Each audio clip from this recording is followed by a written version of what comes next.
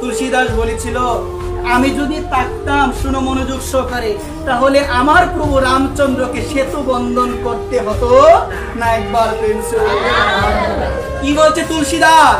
তুলসীদাস বলছে, আমি থাকলে আমার প্রভুকে সেতু বন্ধন করতে হতো না, ওই সেতু বন্ধন করে মা সীতাকে উদ্ধার করতে হতো না। এক ভক্ত তুলসীদাসকে বলল, তুমি থাকলে কি এমন করতে যার কারণে সেতু বন্ধন করতে হতো না?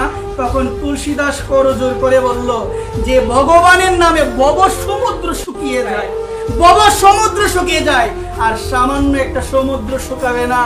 নদীর পাশে বসে আমি বলতাম, জয় রাম শ্রীরাম রাম, জয় রাম শ্রীরাম, জয় রাম শ্রীরাম, জয় রাম শ্রীরাম। আমি রাম নাম গুণকীর্তন করতাম, সেই রাম নামের ধ্বনি শুনে সেই সমুদ্র শুকিয়ে যেত, আর হেঁটে হেঁটে আমি পার হয়ে যেতাম। একবার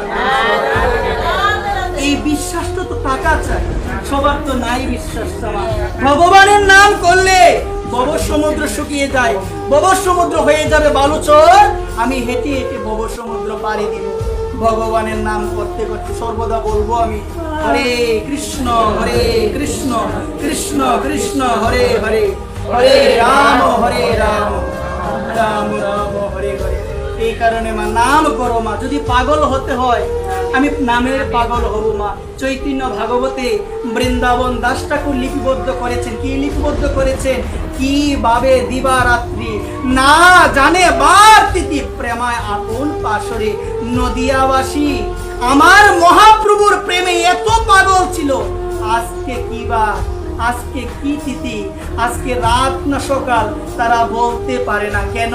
কিভাবে দিবারাত্রি না জানে বার তিথি প্রেমায় আপন পাশরে আমার মহাপ্রভুর প্রেমে এতটাই পাগল ছিল নদিয়াবাসী। আজকে কি বার গো? রবিবার। তারা বলতে পারতো না। কেন? মহাপ্রভুর প্রেমে পাগল হয়ে গেছে। সর্বদা হাগল, সর্বদা হানিতায় হাগল, ভিন্ন অন্য কোনো চিন্তা নেই, বলতে পারে না কোনো কিছু। এটাই তো প্রেমের লক্ষণ।